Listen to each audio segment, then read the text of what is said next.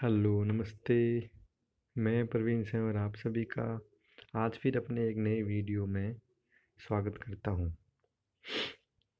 55 R N life stock diploma college के staff द्वारा ये ऑनलाइन वीडियो क्लासेज चलाई जा रही है, जिसमें मैं सबसे पहले इन सभी को धन्यवाद देना चाहूँगा। हमारे प्रिंसिपल सर, ए काजी सर, अनिल सर और प्रवीण सर। तो चलिए शुरू करते हैं। आज मैं आप सबको ब्रीडिंग सिस्टम के बारे में बताऊंगा कि हमें पशुओं में प्रजनन किस प्रकार करवाना चाहिए ताकि हमें अच्छी उत्पादन वाली, अच्छे गुणों वाली नस्ल प्राप्त हो सके। तो चलिए शुरू करते हैं।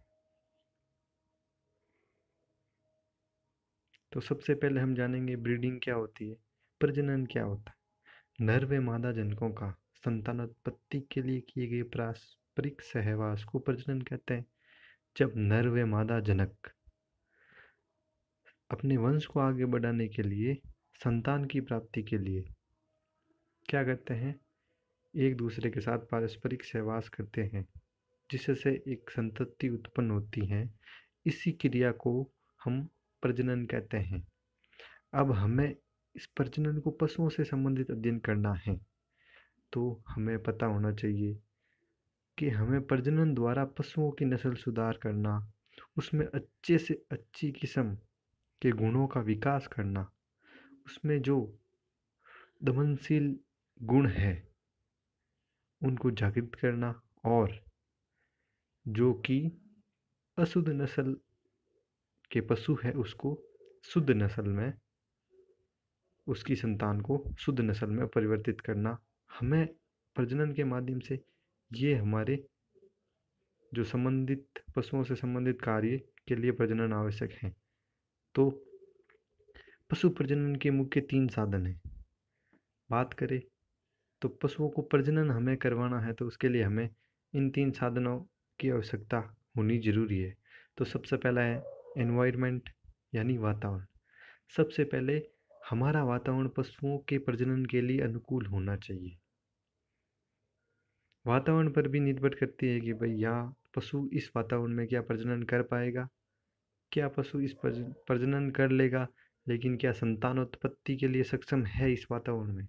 तो उसके बारे में हम इन्वायरमेंट से संबंधित, यानी हमारा वातावरण आसपास का, पशु के आसपास का वातावरण किस प्रकार का है, वो भी एक बहुत महत्वपूर्ण निर्भरता रखता है पशुओं के प्रजनन के लिए।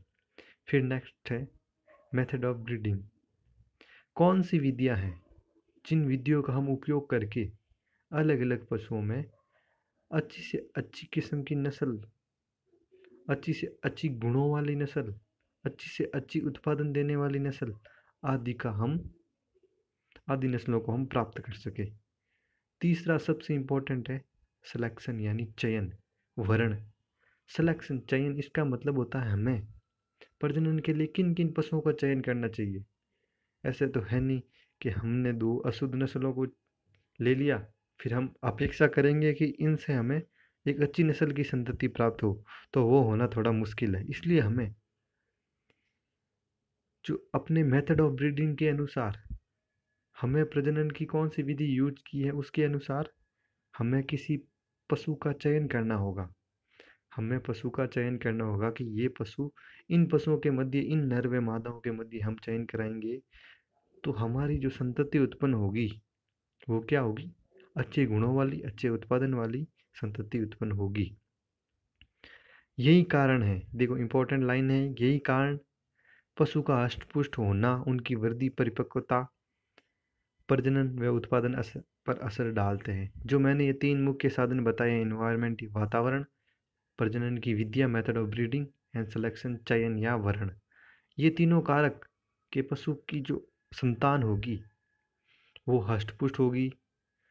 उसकी वृद्धि किस प्रकार की होगी, उसकी परिपक्वता, यानी वो कितने महीनों बाद या कितने साल बाद मैच्योर हो जाएगा, यानी अगली बार वो जो संतति पैदा हुई वो सक्षम हो जाएगी नई संतति पैदा करने के लिए। हमें जब फायदा होगा, कि जो परिपक्वता की उम्र कम से कम हो। परिपक्वता की उम्र कम होगी तो हमें इससे फायदा होगा। फिर है प्रजनन व उत्पादन के प्रजनन करने की क्षमता इसकी कितनी है, जो संतान उत्पन्न होगी उसमें प्रजनन की क्षमता कितनी है, वो भी इस पर निर्भर करती है। उत्पादन पर असर डालते हैं, और जो ये कारक है ये भी उत्पादन पर असर डालते हैं कि जो संतति होगी उसका उत्पादन कितना होगा, क्या होगा। नेक्स्ट हम जानेंगे हमारे क्या उद्देश्य होते हैं। हमें प्रजनन करवाना है तो हमारे कुछ टारगेट होते हैं, हमारे कुछ उद्देश्य होते हैं। हम व्यर्थ में कोई काम नहीं करते, हमें कुछ ना कुछ उनसे लाभ प्राप्त करना है। तो लाभ प्राप्त करना है इसलिए हम प्रजनन करवाते हैं। तो हमें क्यों प्रजनन करवाना चाहिए, हमारे क्या उद्देश्य है प्रजनन करवाने के लिए। सबसे पहला उद्देश्य है अच्छे से अच्छे गुणों वाली और अधिक से अधिक संतान पैदा हो।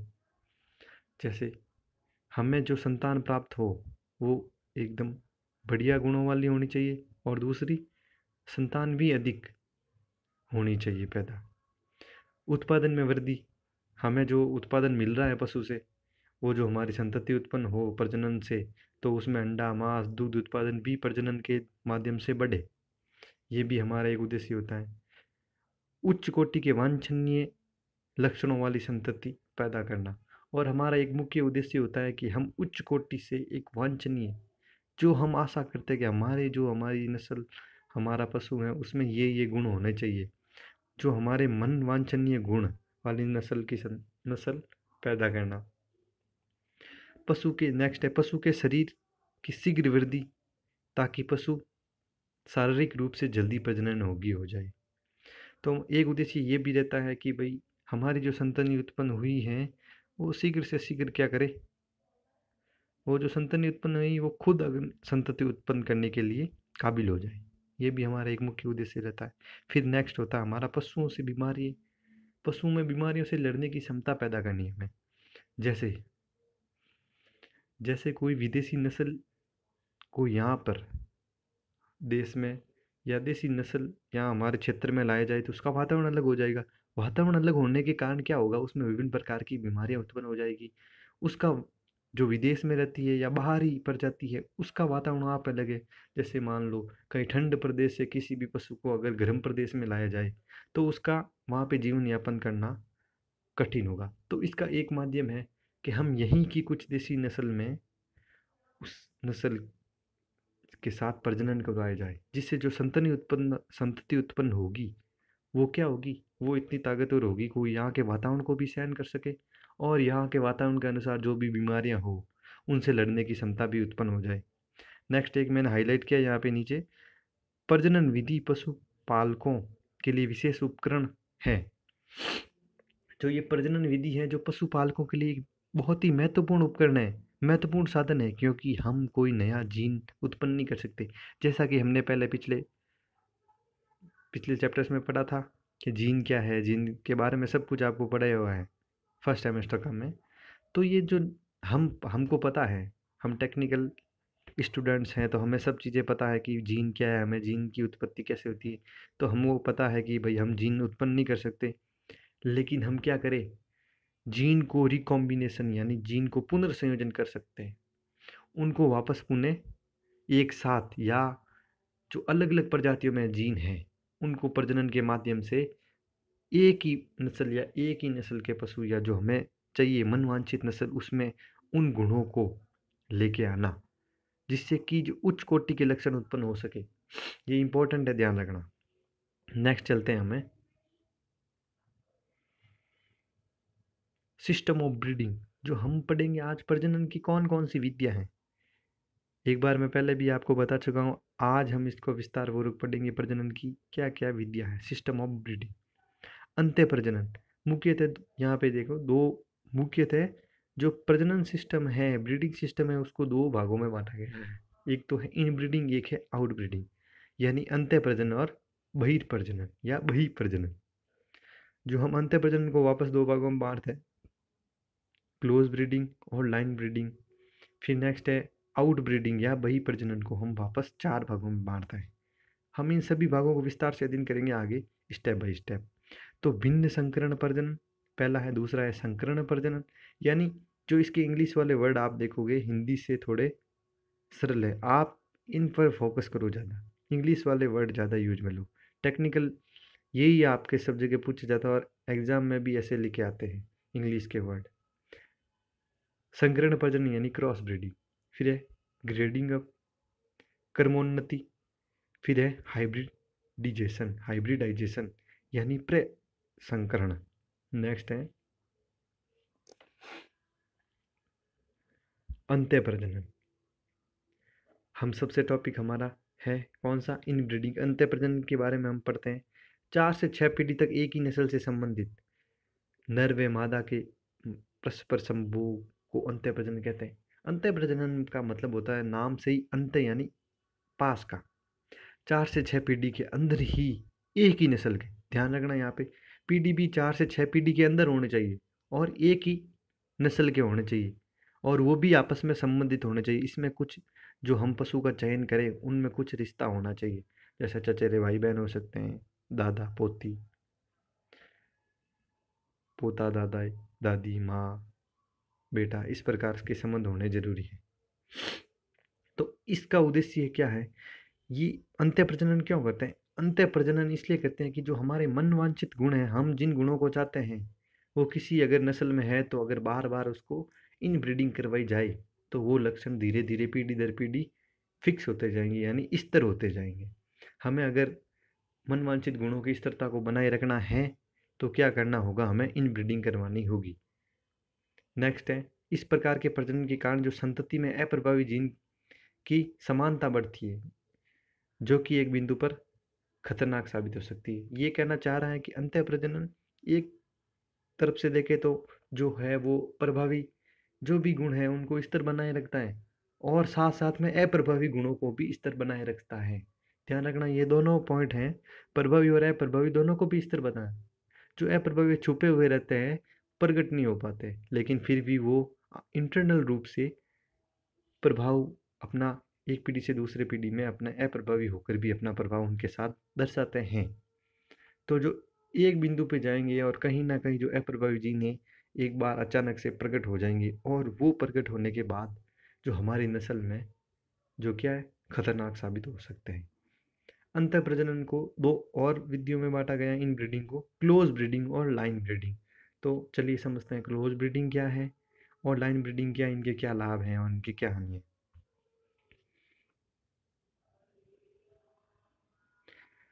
सम प्रजनन पहला है क्लोज ब्रीडिंग। सम यानी समान या जो हमारे निकट संबंधी है। तो जब बिल्कुल ही निकट संबंधी नर व मादा पशुओं का पारस्परिक सहवास करवाया जाए तो वो क्लोज ब्रीडिंग है। ध्यान रखना जो बिल्कुल ही जो हमारे निकट के हैं उनके साथ अगर हम पारस्परिक सहवास कराते हैं तो वो क्या है, क्लोज ब्रीडिंग है। जैसे सगे भाई, जैसे मैंने एग्जाम्पल दिया है, सगे भाई और बहन के साथ, पिता पुत्र के साथ, पुत्र माँ के साथ। ये आपको समझ में आ गया होगा, ये सिंपल सी बात है। लाभ, अब क्लोज ब्रीडिंग के क्या लाभ है? लाभ क्या है? प्रभावी लक्षणों का पता लगाना और अवांछित गुणों को पशु समूह से अलग करना। इसमें क्या होगा, जो प्रभावी गुण होते हैं मैंने बताया था इन ब्रीडिंग, तो इन ब्रीडिंग में क्या होता है जो प्रभावी है वो स्तर बनते हैं। तो ये इन ब्रीडिंग के ही अलग जो दो भाग है तो इनमें भी यही सेम होगा कि जो अपने अप्रभावी जीन है उनको स्तर बनाए रखेगा। दूसरा है जो क्लोज ब्रीडिंग में जो पशु उत्पन्न होंगे वो एक समान दिखाई देंगे। जैसे कि आप भी देखो, आपके परिवार के जो भी सदस्य हैं उनके जो शक्ल सूरत हैं थोड़ी थोड़ी आपसे मिलती हैं। जैसे आपके भाई की, आपके बहन की, उनकी थोड़ी थोड़ी आपके शक्लें मिली, तो वही है इसमें क्या इस प्रजनन के द्वारा पशुओं में समानता ज़्यादा दिखाई देती है। जो इसका फिनोटाइप है वो ज़्यादा सेम, जिसका फिनोटाइप थोड़ा सेम रहता है। हानि, हानि क्या है, इसके कारण क्या होती है, मृत्यु दर बढ़ जाती है, प्रजनन रोग प्रतिरोधक क्षमता में कमी हो जाती है, अवांछित गुणों का विकास हो जाता है और प्रजनन क्षमता में कमी हो जाती है। नेक्स्ट है हम पढ़ेंगे लाइन ब्रीडिंग, अंतर्वंश प्रजनन। लाइन ब्रीडिंग में क्या होता है, इसमें नर व मादा बिल्कुल निकट संबंधी नहीं होते बल्कि 4-5 पीढ़ी का अंतर होता है। जैसे इसमें क्या है, ऐसे नहीं कि निकट संबंधी में तो वो आ गया क्लोज ब्रीडिंग, अब लाइन ब्रीडिंग है तो लाइन ब्रीडिंग में क्या होता है 4 व 5 पीढ़ी का अंतर होता है। जैसे एग्जाम्पल मैंने दिया एक बहुत ही अच्छा, चचेरे भाई बहन का, दादा पोती का और पोता पोती का। इसमें क्या निकट संबंध नहीं, इसमें 1 या 2 पीढ़ी का गैप है बीच में। तो जो 2 पीढ़ी से ज़्यादा गैप होना चाहिए, 2 पीढ़ी से 6 पीढ़ी तक का गैप होना चाहिए। फिर नेक्स्ट है लाभ। इसके क्या लाभ है? इसमें पशुओं में समानता आती है, लेकिन जो समानता किधर होती है, वो प्रजनन, जो हम क्लोज ब्रीडिंग पर इसका दूसरा भाग है उससे कम होती है। ये सेम ही है, क्लोज ब्रीडिंग की तरह ही है, बल्कि इसमें थोड़ा सा अंतर है। जो क्लोज ब्रीडिंग के गुण हैं वो इसमें थोड़े टाइम बाद प्रकट होते हैं, थोड़े लेट, जो 4-5 पीढ़ी बाद प्रकट होते हैं, जब तक हमारा जो नस्ल होती हैं वो अच्छी प्रकार से विकसित कर लेते हैं, जिससे हमें थोड़ा नुकसान कम होता है। बाकी ये इसके गुण, लाभ और हानि सेम है, लेकिन जो भी हैं वो थोड़े लेट उत्पन्न होते हैं। नेक्स्ट क्या है? इसमें प्रजनन, इस विधि में सम प्रजनन से होने वाले नुकसान से बचा जा सकता है। नेक्स्ट इसमें ज़्यादा जनक में ज़्यादा है प्रभावी लक्षण, तो इस विधि को अपनाना चाहिए। अगर जो हमारा जनक है, जनक हम चूज कर रहे हैं, वर्ण सिलेक्शन किया है उनका, अगर उसमें प्रभावी गुण ज़्यादा है तो हमें इस विधि का चयन करना चाहिए। हानि क्या है? जो इसकी हानियाँ हैं, थोड़ा मिस टाइपिंग हो गया, इसमें हानियाँ जो सम प्रजनन की तरह ही होती है या क्लोज ब्रीडिंग की तरह ही होती हैं, परंतु इस विधि को अपनाने में ये जो हानियाँ जो हमने पीछे पढ़ी थी क्लोज ब्रीडिंग की, जो मृत्यु दर का बढ़ना, प्रजनन क्षमता में कमी, रोग प्रतिरोधक क्षमता में कमी, ये चीज़ें थोड़ी कम होने लग जाती। नेक्स्ट हम पढ़ेंगे वही प्रजनन। अब पहला टॉपिक था, पहला इसका एक डिवाइडेशन भाग था इन ब्रीडिंग, और दूसरा हो गया आउट ब्रीडिंग, वही प्रजनन। देखिए इसमें क्या होता है, 6 पीढ़ी को छोड़कर जो आपस में असंबंधित हो, ऐसे नर व मादा में पारस्परिक सहवास को आउट ब्रीडिंग कहते हैं। इसमें क्या होता है, 6 से 7 पीढ़ी छूट जाएगी तो अपने आप इनके बीच में कोई रिश्ता संबंध बनेगा नहीं। तो इसका मतलब कहने का ये है कि हमें जो भी पशु का चयन करना है वो आपस में असंबंधित होने चाहिए। इनका दूर दूर तक किसी प्रकार का कोई रिश्ता, कोई संबंध नहीं होना चाहिए बीच में। जो 6 से 7 पीढ़ियों के बाद वैसे भी कोई भी रिश्ता नहीं रहता, तो कहने का मतलब है 6 पीढ़ी को छोड़ देंगे आप, तो जो उनके मध्य संबंध है, रिश्ते बनने वाले, वो अपने आप ही खत्म हो जाएंगे। तो इस ब्रीडिंग को हम क्या कहेंगे? आउट ब्रीडिंग कहेंगे। इस प्रकार के प्रजनन से नवीन गुणों तथा नई नस्ल के पशु तैयार किए जाते हैं। देखना, ध्यान रखना 2 पॉइंट, इसमें क्या होता है, नए गुण विकसित होते हैं। जो 2 पीढ़ियां हैं, 2 जनक हैं, दोनों के मिक्स, या हम मान सकते हैं 2 नस्लें हैं, उन दोनों के गुण एक तीसरी नस्ल के रूप में प्रकट होंगे, जो कि उन दोनों नस्लों से थोड़े अलग हो गए। और कई बार जैसे हम किसी भी नस्ल का करा रहे हैं, या अगर हम किसी जाति को करवा रहे हैं, 2 अलग अलग जातियों के मध्य करवाएंगे, जो आगे हम पढ़ेंगे। नेक्स्ट इसके प्रकार में पढ़ेंगे, इसके टाइप्स में क्या है वो जो भी पढ़ेंगे। जो ये जातियाँ हैं, ये अगर 2 जातियों में करवाए जाए तो भी एक तीसरी जाति उत्पन्न हो जाएगी। चलो नेक्स्ट है, इसके क्या प्रकार हैं? इसको 4 प्रकार में बांटा गया है। एक है आउट क्रॉसिंग, एक है क्रॉस ब्रीडिंग, एक है ग्रेडिंग और एक है हाइब्रिडाइजेशन। नेक्स्ट आउट क्रॉसिंग, सबसे पहला इसका पार्ट टॉपिक है आउट क्रॉसिंग। आउट क्रॉसिंग क्या है? इस प्रकार के संकरण में एक ही शुद्ध नस्ल के असंबंधित पशुओं के नर में मादाओं में पारस्परिक सहवास होता है। कहने का मतलब है नस्ल, इसमें नस्ल एक ही होती है लेकिन आपस में संबंध नहीं होता है। नस्ल तो एक ही होती है दोनों जनकों की, बल्कि इनमें क्या होता है, ये आपस में किसी प्रकार का इनमें नस्ल में आपस में संबंध नहीं होता है। अब ये क्यों करवाते हैं कि ये विधि इसलिए उपयोग में लेते हैं ताकि गिरी हुई नस्ल है, इनकी जो क्षमता में गिरावट है, गिरी हुई का मतलब कि उनके दूध उत्पादन कम है, उनके जो भी शारीरिक लक्षण हैं, गुण हैं, वो कम है, तो उनको सुधारने के लिए सर्वोत्तम विधि है। इसके क्या लाभ है? संकरण किसी विशेष जीन को नियंत्रित करता है और उसे प्रभावी बनाता है। ये क्या करता है, किसी एक विशेष जीन पर काम करता है। जैसे हमें किसी का मिल्क प्रोडक्शन बढ़ाना है तो ये बहुत ही अच्छी विधि है। यह हमें कोई एक लक्षण पर फोकस करके उसमें हमें उसके जीन को नियंत्रित करना है। नेक्स्ट है पशुपालकों को अपने पशुओं को शीघ्र सुधार लाना। अगर हमें थोड़ा रिजल्ट जल्दी चाहिए तो ये विधि अपनानी चाहिए। नेक्स्ट क्रॉस ब्रीडिंग, जब क्या करते हैं हम क्रॉस, अलग अलग नस्ल, जो आउट ब्रीडिंग थी उसमें तो क्या था, जो ये पिछला पीछे वाला में था क्या था, एक ही नस्ल थी। इसमें क्या अलग अलग नस्ल के शुद्ध नर व मादा पशु में पारस्परिक सहवास को संकरण कहते हैं। जो अलग एक ही नस्ल होती है, तो वो पीछे वाला जो हमने पढ़ा था टॉपिक में, उसमें एक ही नस्ल थी। इसमें क्या अलग अलग नस्ल है, तो अलग अलग नस्ल के जो असंबंधित शुद्ध नर व मादा पशु में पारस्परिक सहवास। जैसे एग्जाम्पल दे, शुद्ध गिर गाय व शुद्ध साहीवाल सांड, इनके मध्य संकरण कराएंगे तो हमें इन दोनों के गुण थोड़े थोड़े मिलेंगे, और जो गुण है तो नए गुणों का विकास होगा अगली पीढ़ी में। देखो, इस विधि द्वारा नई नस्ल पैदा की जा सकती है। इस विधि द्वारा क्या की जा सकती है, एक नई प्रकार की नस्ल पैदा की जा सकती है। नेक्स्ट है लाभ क्या है। इसका लाभ है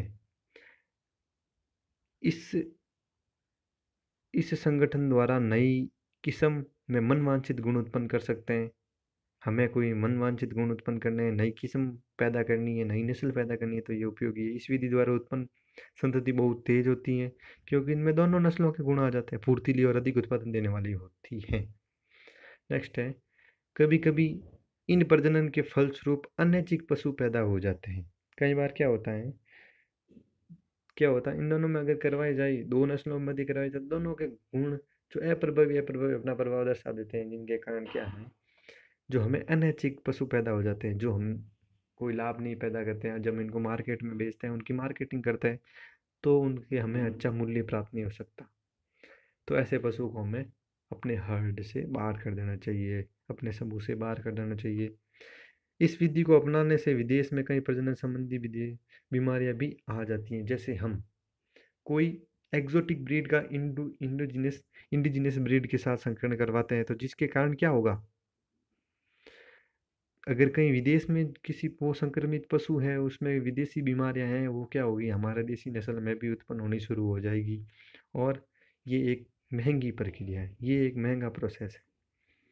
नेक्स्ट है ग्रेडिंग अप। ग्रेडिंग अप में क्या होता है, हमें नस्ल को सुधार करना है, तो थोड़ा प्रोसेस टाइम लेता है, 6 से 7 पीढ़ी का टाइम लेता है। जैसे प्रजनन की इस विधि में कुछ शुद्ध चुने हुए सांडों को देसी व शुद्ध किस्म की मादाओं में मिलाया जाता है। उससे क्या उत्पन्न संतति को पुनः पीढ़ी दर पीढ़ी इन्हीं नस्ल के सांड से संपर्क प्रजनन करवाया जाता है, जिससे कि 6 7 पीढ़ियों में तक शुद्ध नस्ल संतति प्राप्त की जा सकती है। कहने का मतलब है, इसमें हम किसी सांड का चयन कर लेते हैं, फिर उनसे जो संतति प्राप्त होती है, उनको वापस उन्हीं सांड से और संतति प्राप्त होती है, उनको वापस उन्हीं सांड से, ऐसा 6 से 7 पीढ़ी तक करते हैं। तो जो हमें अंत में नस्ल प्राप्त होगी, वो कैसी होगी, शुद्ध नस्ल वाली होगी। इसमें क्या करते हैं, हर बार बैक क्रॉस करवाते हैं, जिसके जो आप बैक क्रॉस आप जानते होंगे, बैक क्रॉस क्या होता है, जो कि संतति का जनकों के साथ क्रॉस कराया जाता है। नेक्स्ट है हाइब्रिडाइजेशन, यानी प्रसंकरण। ये थोड़ा इंपॉर्टेंट है, ध्यान रखना। हाइब्रिडाइजेशन क्या होता है, प्रजनन की इस विधि में थोड़ा हो गया यहाँ पे मिस टाइपिंग, कोई बात नहीं। प्रजनन की इस विधि में क्या करते हैं, अलग अलग जातियों के अलग अलग स्पीसीज का चयन करते हैं, नर व मादाओं, अलग अलग स्पीसीज के नर व मादाओं का चयन करते हैं, और उनके मध्य सहवास करवाया जाता है। तो क्या होगा, एक नई संतति उत्पन्न हो जाएगी, और वो क्या एक नई जाति उत्पन्न कर देंगे। पिछले जो हमने पढ़ा था, उसमें तो हमने पढ़ा था नई नस्ल पैदा की, और इसमें क्या होता है, एक नई जाति उत्पन्न हो जाती है, एक स्पीसीज, पूरी एक स्पीसीज उत्पन्न हो जाती है। जैसे घोड़े और गधे का संकरण करवाया जाए, तो एक तीसरी जाति, घोड़ा अलग जाति का समूह है, अलग जाति का पशु है, और गधा भी अलग जाति का पशु है, तो इन दोनों के मध्य करवाया तो एक तीसरी जाति कौन सी, खच्चर पैदा हो गई। तो इम्पोर्टेंट ये हाइब्रिड, जो इसका जो ये हाइब्रिडाइजेशन है, प्रसंकरण, इसमें यही ध्यान रखना है। हमें क्या करता है, हम क्या करते हैं, इसमें दो अलग अलग जातियों के मध्य हम क्रॉस कराते हैं। तो नेक्स्ट है, इस विधि से जो प्रसंकरण की विधि से जो संतति जो अपने माता पिता दोनों से बिल्कुल अलग होती है, इसलिए इस संतान को प्रसंकरण कहते हैं। तो चलिए, ये मैं आशा करता हूँ आप सभी को जो अभी तक मैंने बताया है, जो हमारा ये वीडियो था प्रजनन के बारे में, संकरण के बारे में, तो आपको भली भांति समझ में अच्छी प्रकार से आ गया होगा। अगर आपको इस वीडियो से संबंधित किसी भी प्रकार की कोई भी समस्या है, कोई भी कन्फ्यूजन है, तो आप कमेंट करो, आप पर्सनली कांटेक्ट कर सकते हो, जो आपको अच्छा लगे वो कर सकते हो। तो आज मैं फिर आपको वही चीज़ आपको बता रहा हूँ कि कोरोना वायरस से बचना है। और इसी कोरोना वायरस के कारण हम घर पे बैठे हैं, अभी ऑनलाइन पढ़ रहे हैं, वरना हम साथ में होते और वहाँ पे हम अच्छे प्रकार से पढ़ाई कर पाते। तो इससे जल्द से जल्द बचना है और जल्द से जल्द हमारे कॉलेज को शुरू करना है, तो हमें घर पे रहना होगा, लॉकडाउन का पालन करना होगा। तो हमें इन 5 चीज़ों का तो विशेष तौर से ध्यान में रखना होगा। घर में है, लॉकडाउन में है, तो भी इन 5 चीज़ों का ध्यान रखना होगा। कौन-कौन से हैं? हैंड वॉश, हमें हाथों को बार-बार धोना चाहिए। एल्बो कप, हमें कोहनी के द्वारा हमें क्या छींकना को छींकते समय अपने पहले हम हाथों का यूज़ करते थे, अब हमें कोहनी को यूज़ करना है। हमें अपने हाथों को बार-बार फेस के टच नहीं करना है, बार-बार चेहरे पे नहीं लगाना। ये जो हमारी आदत है उनको बदलना होगा। हमें क्या करना है, हमें एक निश्चित जगह में रहना है, घर में ही रहना है कहने का मतलब, और एक निश्चित दूरी बनाए रखनी है। 6 फीट की दूरी होनी चाहिए कम से कम एक व्यक्ति से दूसरे व्यक्ति के मध्य। और अपने आप को बिंदास महसूस करो और घर पे रहो। जल्दी हम कॉलेज में मिलते हैं। Thanks for watching.